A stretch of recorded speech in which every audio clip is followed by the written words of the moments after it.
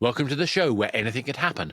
The real play experience where we put players against problems with no easy answers, incomplete information, and always against a ticking clock. Coming up in this episode. Councillor, you talk of unintended consequences, but I think the intended consequences are more important here. The forging of identity that you talk about was the entire reason for the recent massacre at the hands of pirates. This act is ensuring that that never happens again.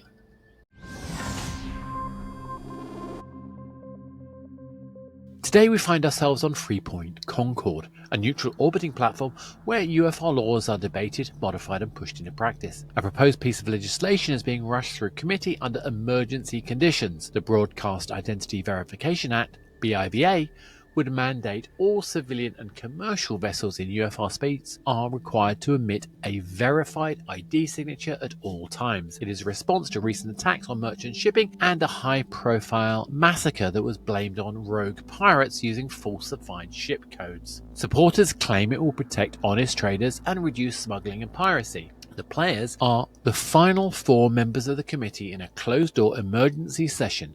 If a vote passes now, the legislation becomes law. A crucial intelligence report, expected to raise objections, is due to arrive in 10 minutes. Hi, I'm Asis. I am a TTRPG streamer, and I am playing Instant Spright, a senator for the Continuance Party. Hi, I'm Sabrina. I'm a gaming marketing manager.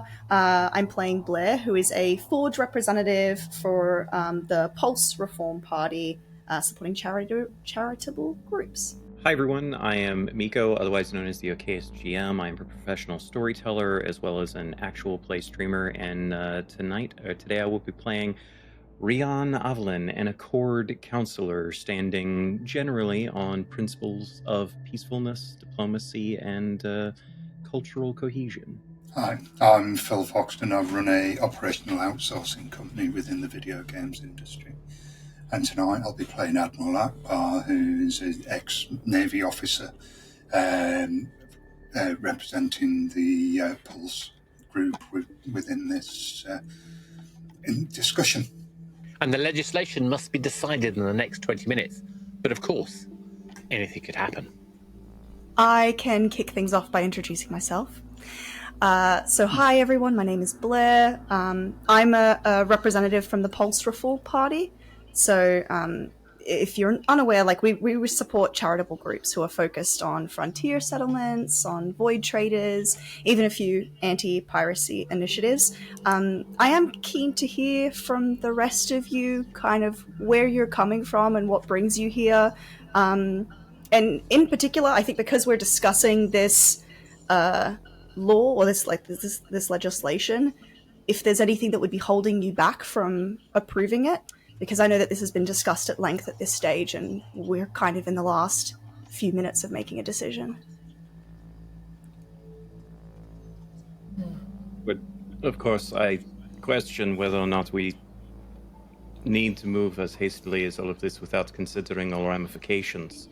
It is important to note that such legislation as this does not come without costs. Of course, the piracy matter and all of that is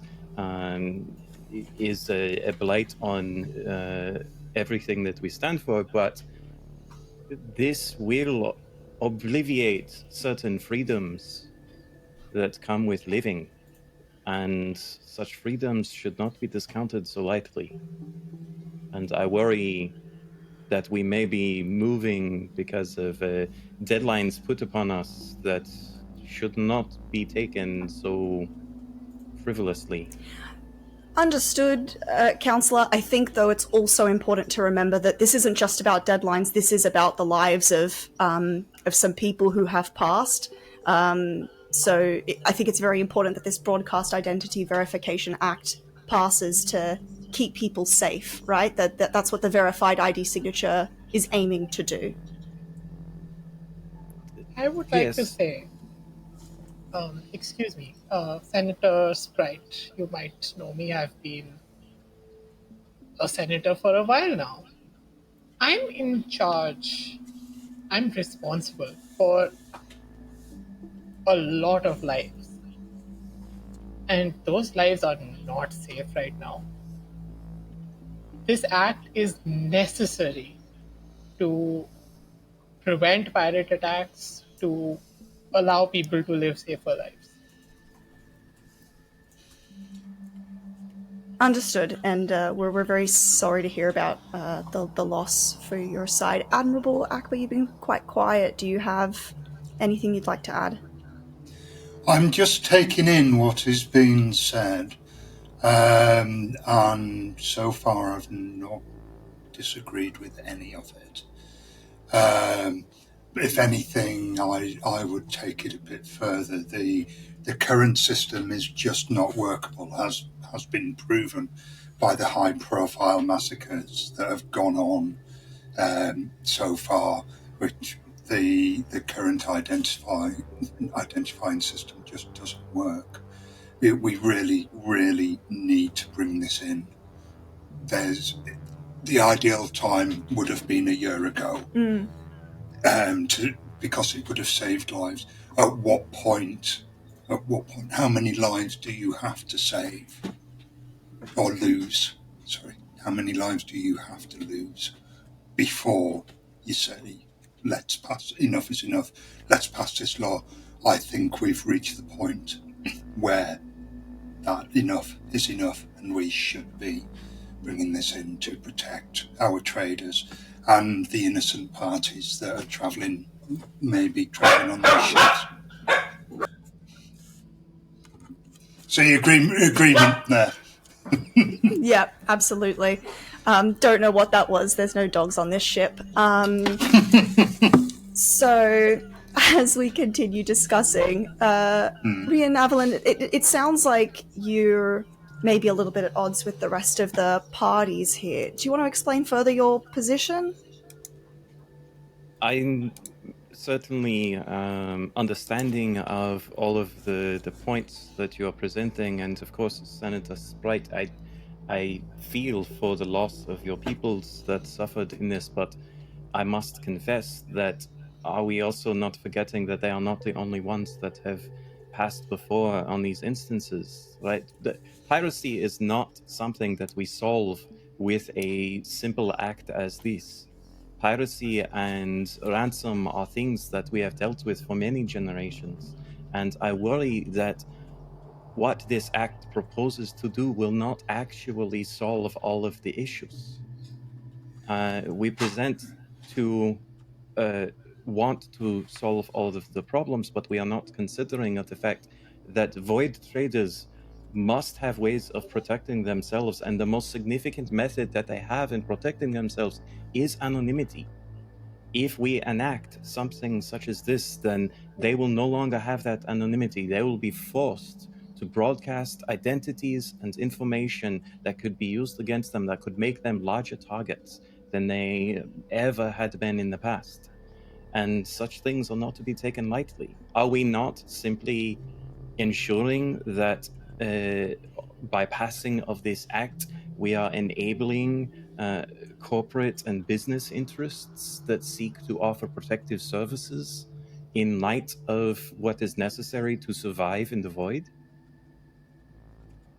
I suppose that's still right. Oh, go on, Admiral. I don't believe anybody is saying this is the ultimate solution to what we need to do, but we need to get this in place so that we can then build upon it and make the future iterations. You always start any task with a small iteration and build upon that. We should be bringing this in to then go, hey, our people are now safer. There's no, we need to do this now. Nobody's saying it is perfect. Nobody's saying that it must be, it's going to be the be all and end all. But this must be done now. You have said need and now multiple times, and I just do not see that as necessary. Can we not wait for at least the intelligence report? Why must we pass this in such haste? This goes back to what I said said earlier, how many lives must be lost before it's the time to act. The time to act is now. If anything, we're a little late. I would also point out this is an emergency meeting. We would not be having an emergency meeting if we did not need to act fast. Absolutely. Thank you. Thank you, Mr. Stubbs. And just to clarify, this sounds like it's going, like, you know, we're discussing an act that we can build on, as the Admiral has said, to try and take into account, Councillor, your concerns. I do wonder, like, what is particularly wrong with having something that we can build upon, like having the foundations for the safety of the majority, and then moving to have perhaps the safety of these void traders in mind as an addendum. It is the law of unintended consequences with which we must really contend. This law in and of itself does not propose anything groundbreaking, let's be honest. We have always had notions that ships and people must say who they are. You cannot dock in a station without presenting credentials. And granted, those things can be forged, and I understand that. But what we propose here mandates that it be done constantly. And I worry that the unintended consequences of that act mean that people will not be able to live as free as perhaps they once had. And I must stand on the Accord principles that what we do must be seen as something that truly offers effectiveness and does not trample upon the rights of cultures and freedom that we try to espouse whenever we can. That is all I am asking, and I feel that time is necessary. How many lives will be lost during that time, though? This is coming back to this. How one life is too many to lose, and if we delay implementing this new system, we risk losing lives, and that is. And I worry that those that oppose this legislation may have the pirates at their back. We need this now. We need this now. I think, as you said, I've said that a lot of times, but I cannot rest comfortably if my conscience doesn't get this through, and we lose one more life. And Councillor, you talk of unintended consequences, but I think the intended consequences are more important here. The forging of identity that you talk about was the entire reason for the recent massacre at the hands of pirates. This act is ensuring that that never happens again. That is the intended consequence. That is what's important right now. I understand that is the intended consequence, but we are not... This is not as simple an issue as that. I have family that trade in the void, that live their lives daily under risks, that accept those risks because of what their life means to them. The freedom to act in the ways that they see fit throughout that space that very, very few can control. And I want to see them safe. And I am not certain that this law, and I do not mean that derisively, it's just I cannot accept that it is enough. I do not see that it will actually solve the problem. I believe that what it will do is bring about in a new age where corporate identity matters more than personal identity, and that corporate interests will offer their own ways and seek to crush those that want nothing more than to live a free life and offer what simple trade they can. Who will be left if we pass this law? Who will be the ones that can control the lanes of shipping? Who will be left that can seek to truly bring the goods from afar that we so often use and seek? It will not be the free peoples.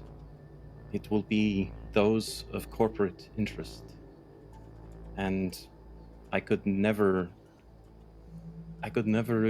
stand behind an interest such as that without due thought and concern for the people that it affects. Do we not want to fight back against the corporate aggression that plagued wars for so long? Councillor, I think you that's seem to have no corporate interest behind you. We all have interests, and sometimes those interests can be difficult to reconcile. I stand the way I do because sometimes a principle may matter more than an interest. Well, it would be a shame if your principles led to your interests falling apart. Wouldn't that be a case of duplicity if your own interests are guiding your thoughts upon this particular law, where you're railing against the corporate the corporate greed taking over? Is that not a case of duplicity within that? Just to clarify, because it sounds like there's a lot of accusations that are going around. So we're all aware that corporations are explicitly prohibited from participating in politics, in funding candidates and parties. This discussion that we're having, corporations cannot be involved. Councillor, are you suggesting that you have links to corporations? I believe that my friends here at this table are suggesting that, not me. And so is there a reason why anyone is making these accusations? Because it is derailing from the conversation of this act, which we have to make a decision on in less than 5 minutes. I would not like to divulge my reasons. Let's just say you hear things, and I do believe there are other interests the councillor has. But you're right, that's not important. I think what's important is getting this act passed.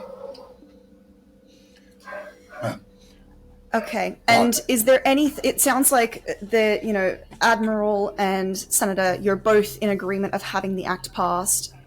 As a representative, I'm most inclined to pass the act to support the safety of the many. But, Councillor, even though this requires a majority, I still want to take into consideration the void traders, who also fall under my charity's jurisdiction. Can we think of anything further to support them? Just to... Sorry, go on. Some extra information here that I've just received is that the recent devastating massacre by the illegal Red Fog political group, they responsible for killing at least 14 crew on the Void Trader Genevieve. Now, that the report I've got here,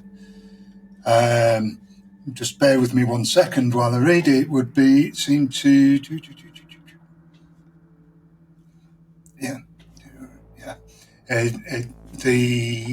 that particular massacre would not have happened if the new encrypted identification system was used. So, because the ship's identity would be validated at all time. Saying it's going to... I'm really struggling right now to understand any argument against it. It's I'm with the chair saying that we should be passing this.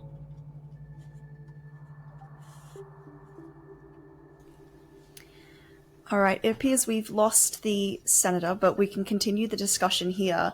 I have also just gotten the report that was meant to come in 10 minutes into our session, just to say that the verification process has been demonstrated to be secure. I'm not sure if you've also received the reports, Councillor and Admiral? Yes.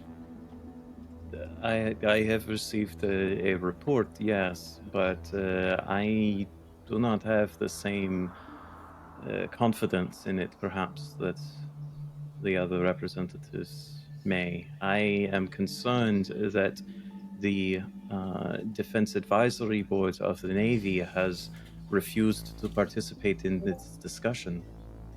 It seems as though they would be the ones that would be responsible for ensuring the safety of all peoples, void traders and corporate alike. Any peoples that travel the space lanes, they are responsible for that safety. And the fact that they have refused to participate in this discussion and have not refuted one way or another the principles upon which this encryption stands troubles me greatly. Right. It sounds like there's a little bit of an impasse in terms of minds changing, and I appreciate that my charity does care about the safety of void traders among other groups. Considering that the void traders also were at risk by this lack of ID verification, I am going to have to vote that this act goes through for their safety just as much as the safety of others.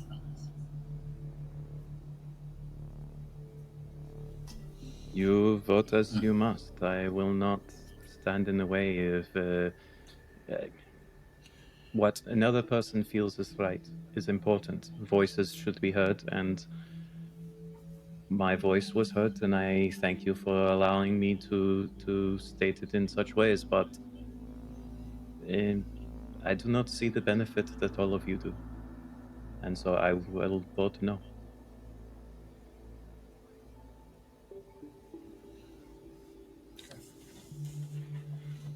And at this point, you are asked your final verdict. I've said my piece. I vote let's pass it. Councillor's been really clear. Admiral, how are you voting? I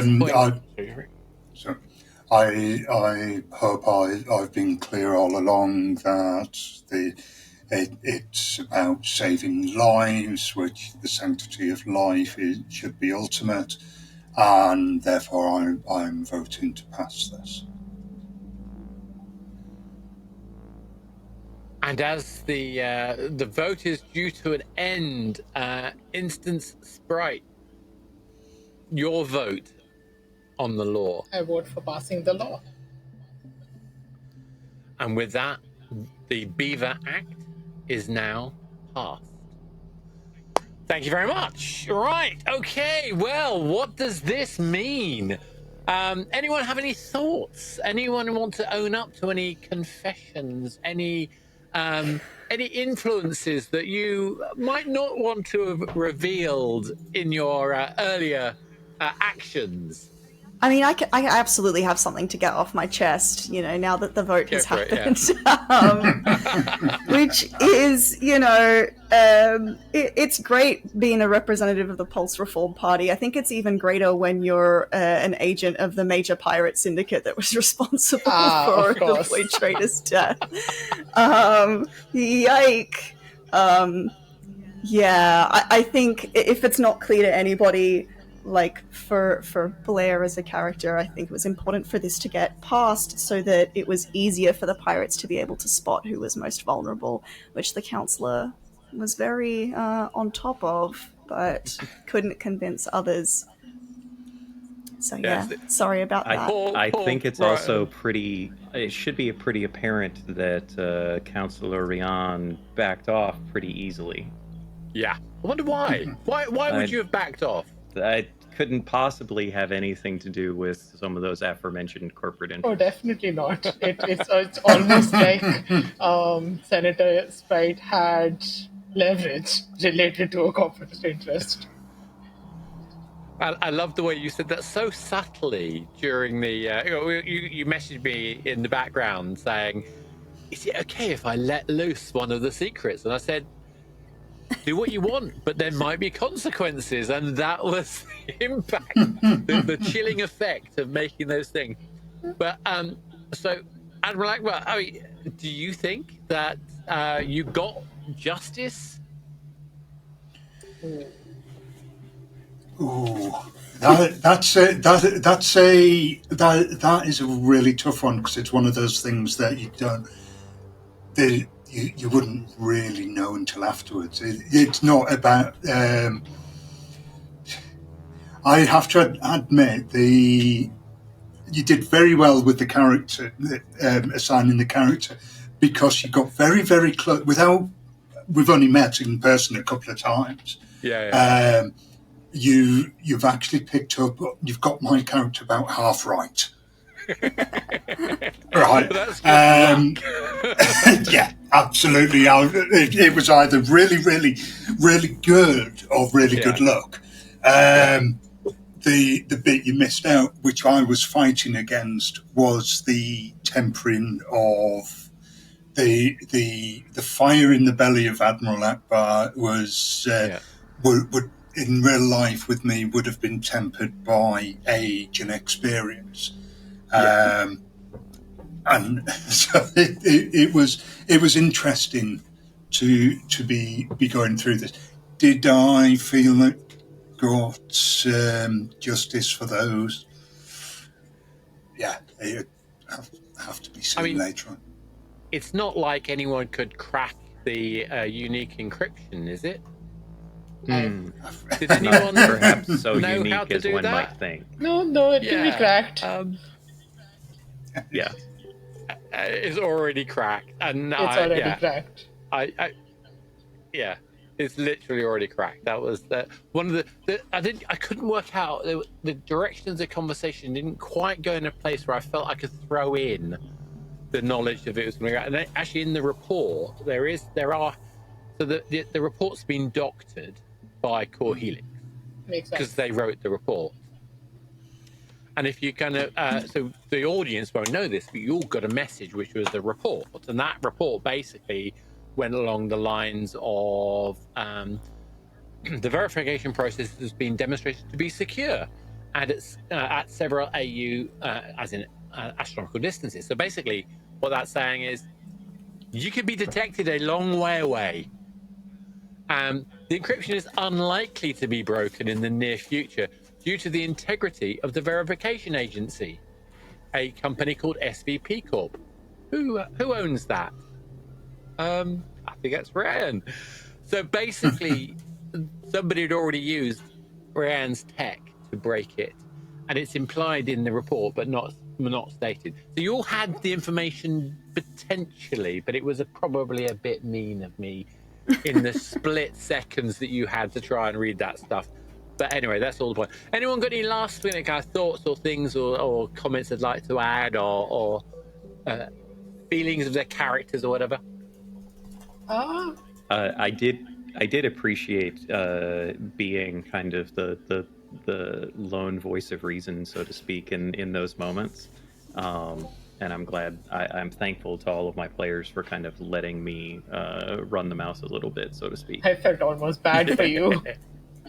Oh, absolutely. I think it's such a tough one, and you did really well of I loved it. Speaking very diplomatically, and even when you stopped pushing though, I didn't fully notice that it was actually because Spright had dirt on you, I thought you were just being like, I'm a pacifist and I care about everyone's opinions, and that went right over my head as like an actual threat.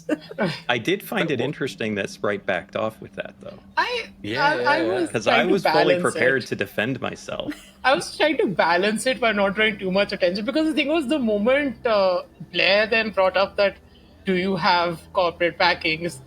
The thing is, Spright is backed by Core Helix. Spright has a lot of ties to Core Helix. Like, her entire reason for doing this is that Core Helix is in charge of the, like, developing all the systems. Mm-hmm. So, Yeah, my response, if we had persisted on that, my response was going to be, no matter what we might think, everyone involved has some measure of interest from other parties. And we have to find that balance. We're impartial. Well, actually, Admiral Akbar, I think you're the only actually impartial one. I was just getting to that. Look, going through this, I'm the only one without a external interest pressure on me. But is that true, though? Because don't you still have an external influence, given your background and given your influence in the situation? If you have any notion of responsibility towards the people, so to speak, you have a very heavy-weighted interest in things. That's a very valid point. No commercial pressure on me. There's no pirate, no anything behind me. As a person who works tangentially related with government and military systems, though, I promise you, you still do. You just may not realize it because you stand on your principles. Exactly. Well, actually, in that case, I'd argue Akbar's problem is that he's got to be seen to be acting on his principles. Mm-hmm. It's an integral part of your identity and your support base, arguably. Well, thank you very much, folks. That was great fun. I really enjoyed that, and hopefully we kind of had a nice, fun exploration of what it's like to be stuck with a bad law that's ill-conceived and or deliberately ill-conceived in order to provide opportunities for people. I thought that was quite a fun thing to do. Anyway, we will now say thank you very much, and hope you enjoyed that. If you did, please like, subscribe, share, follow, do all the usual things that one does, and we'll be back next time. We'll be finding out with anything can happen.